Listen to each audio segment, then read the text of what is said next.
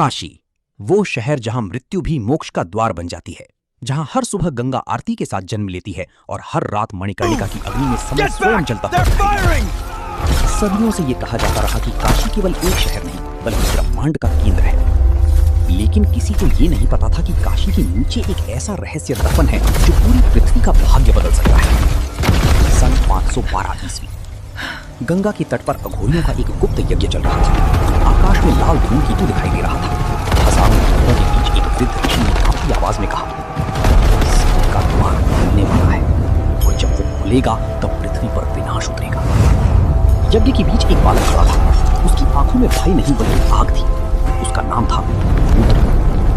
ऋषि ने उसके माथे पर भस्म लगाते हुए कहा, जब समय टूटेगा तब केवल तुम ही उसे जोड़ सकोगे। उस रात गंगा का जल अचानक पीछे हट गया। धरती कांपी, आकाश से एक अग्निपिंड गिरा और काशी के नीचे कहीं गायब हो गया। और उसी क्षण इतिहास बदल गया। साल 2029, अंटार्कटिका की बर्फीली घाटियों में भारतीय पुरातत्व वैज्ञानिकों की एक टीम खुदाई कर रही थी।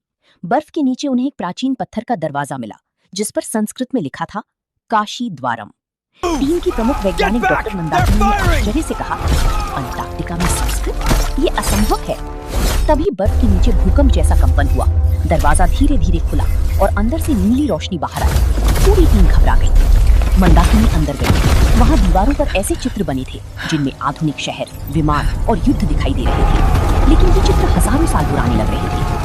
एक दीवार पर एक आदमी की आकृति थी, हाथ में त्रिशूल, माथे पर भस्म, पीछे जलती हुई काशी। नीचे लिखा था रुद्र। उसी समय पीछे से गोलियों की आवाज आई। हथियारबंद सैनिकों का एक समूह गुफा में घुस आया। उनके नेता व्हील चेयर पर बैठा एक आदमी था, कुंभ। कुंभ की आंखों में अजीब चमक थी। इतिहास मेरा होगा, उसने मुस्कुराकर कहा, और भविष्य भी। उसने सैनिकों को आदेश दिया, जो भी मिले मार दो।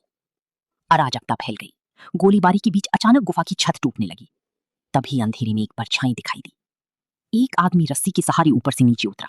लंबी दाढ़ी, कंधे पर धनुष, आंखों में आग। उसने आते ही एक सैनिक को हवा में उछाल दिया, दूसरे की बंदूक तोड़ दी, तीसरे को दीवार से दे मारा। मंदाकिनी स्तब्ध रह गई। तुम कौन? आदमी ने उसकी ओर देखा। काशी का अधूरा वचन। नाम? उसने त्रिशूल उठाया। रुद्र। रुद्र मंदाकिनी को लेकर बर्फीली सुरंगों से बाहर निकला। बाहर तूफान था। पीछे कुंभ के लोग उनका पीछा कर रहे थे। भागते भागते वे एक पुराने जहाज तक पहुंचे जो सदियों से बर्फ में दबा हुआ था। जहाज के अंदर एक विशाल धातु का चक्र लगा था। उस पर 9 ग्रहों के चिन्ह बने थे। मंदाकिनी ने पूछा, ये क्या है?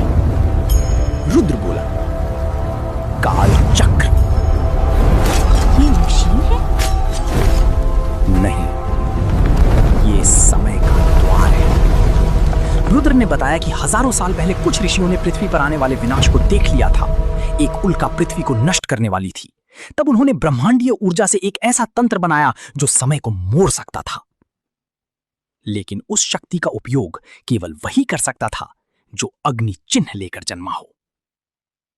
मंदाकिनी ने आश्चर्य से पूछा, और वो तुम हो? रुद्र चुप रहा। तभी जहाज के अंदर की दीवारों पर रोशनी फैल गई। उनमें दृश्य उभरने लगे।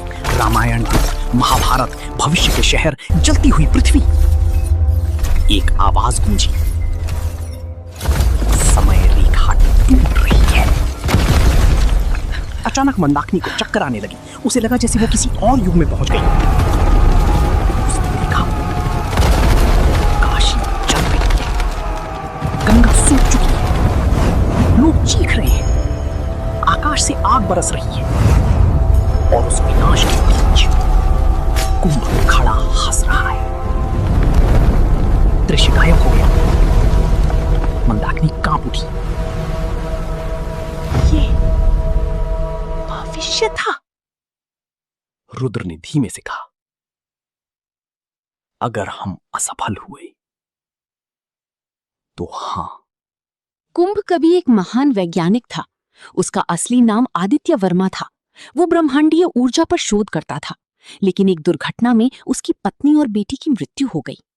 उस दिन उसने भगवान, समय और भाग्य से नफरत करना शुरू कर दिया। उसे विश्वास हो गया कि यदि समय बदला जा सके तो वो अपनी बेटी को वापस ला सकता है। इसी जुनून ने उसे कालचक्र तक पहुंचा दिया।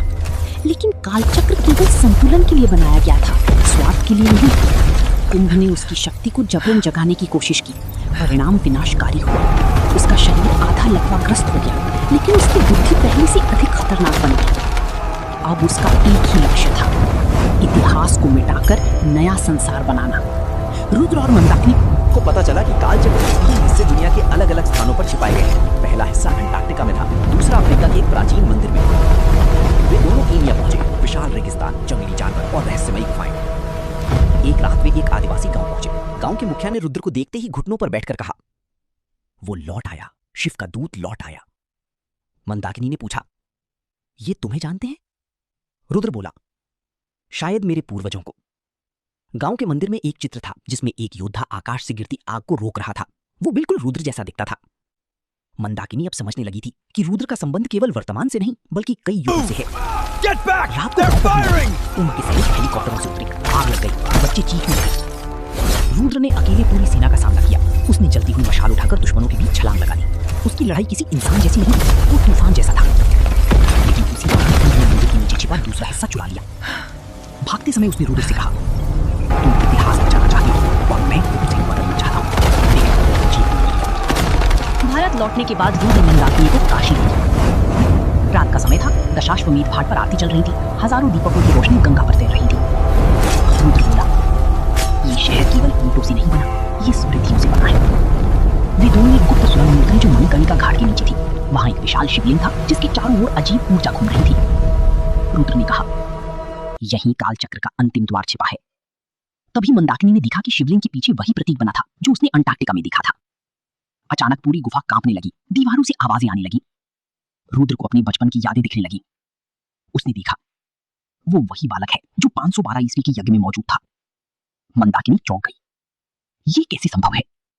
रुद्र बोला, मैं कई बार जन्म ले चुका हूं। हर युग में विनाश आता है, हर बार कालचक्र मुझे वापस भेजता है ताकि मैं संतुलन बचा सकूं। मंदाकिनी की आंखों में आंसू आ गए। तो तुम अमर हो? रुद्र मुस्कुराया, नहीं, मैं बस अधूरा हूं। एक रात रुद्र ध्यान में बैठा था। अचानक उसे एक दृष्टि दिखाई दी। वो त्रेता युग में पहुंच गया। सामने रामायण का युग चल रहा था। भगवान राम रावण के सामने खड़े थे। राम ने उसकी ओर देखा। हर युग में अधर्म लौटा है और हर युग में पुण्य से बनता है। रुद्र ने पूछा, क्या मैं आपका अंश हूं? राम मुस्कुराए, तुम उस संकल्प का अंश हो जो धर्म की रक्षा करता है। तभी आकाश से फिर अपनी जो भविष्य में पृथ्वी को नष्ट करने वाला था। राम ने अपना धनुष उठाया और कहा, नाश बाहर से नहीं होता, वो मनुष्य के भीतर जन्म लेता है। दृष्टि समाप्त हो गई। रुद्र की आंखों से आंसू बह रहे थे। उसे समझ आ गया था कि असली युद्ध केवल कुंभ से नहीं बल्कि मानव लालच से है। कुंभ ने कालचक्र के 2 हिस्सों को जोड़ दिया। उसी क्षण दुनिया भर में अजीब घटनाएं शुरू हो गईं। दिल्ली में लोगों ने आसमान में प्राचीन युद्ध देखे। न्यूयॉर्क में इमारतें अचानक गायब होकर फिर वापस आ गईं। समुद्र में हजारों साल पुराने जहाज दिखाई देने लगे। काशी में सबसे भयानक घटना हुई। गंगा का जल पीछे हटने लगा। लोग डर गए। मंदिरों की घंटियां अपने आप बजने लगी। कुंभ ने पूरी दुनिया को संदेश भेजा, समय अब मेरा है। उसने घोषणा की कि वो इतिहास बदल देगा, युद्ध, धर्म, राष्ट्र सब मिटा देगा। लेकिन असल में वो अपनी बेटी को वापस लाना चाहता था। रुद्र समझ गया कि यदि कालचक्र पूरा सक्रिय हो गया तो समय की सभी रेखाएं टूट जाएंगी, पृथ्वी नष्ट हो जाएगी। रुद्र और मंदाकिनी हिमालय की ओर गए। वहां कालचक्र का मूल स्रोत छिपा था। रास्ते में उन्हें एक युद्ध साधु मिला। उसने रुद्र को देखकर कहा, तुम फिर लौट आए। साधु ने उन्हें गुफा में ले जाकर एक प्राचीन तलवार दी। ये तलवार समय को नहीं काटती, अहंकार को काटती है। हिमालय के शिखर पर विशाल यंत्र सक्रिय हो चुका था। आसमान लाल हो गया था। बिजली लगातार गिर रही थी। कुंभ कालचक्र के केंद्र में बैठा था। उसके चारों ओर ऊर्जा का तूफान घूम रहा था। अब कोई मुझे नहीं रोक सकता। रुद्र पहुंचा। दोनों आमने सामने खड़े थे। कुंभ चिल्लाया, तुम संतुलन की बात करते हो? संतुलन ने मेरी बेटी छीन ली। रुद्र बोला, और तुम्हारा दर्द पूरी दुनिया को क्यों भुगतना चाहिए? युद्ध शुरू हुआ। पहाड़ टूटने लगी, बर्फ पिघलने लगी, ऊर्जा की लहरें आसमान तक जा रही थीं।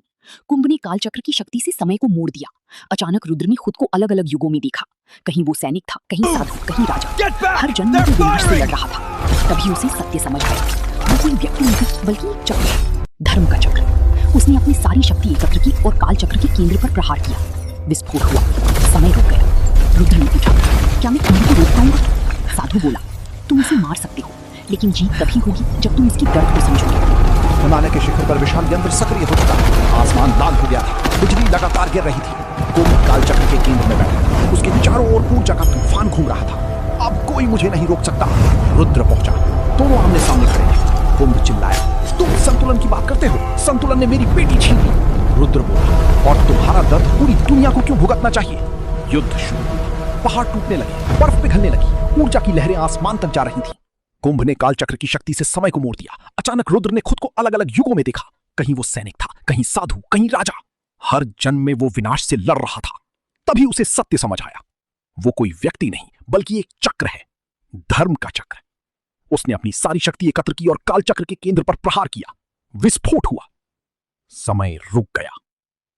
रुद्र ने देखा कि बच सकता है, लेकिन एक कीमत पर।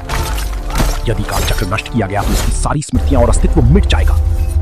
मंदाकिनी रो पड़ी।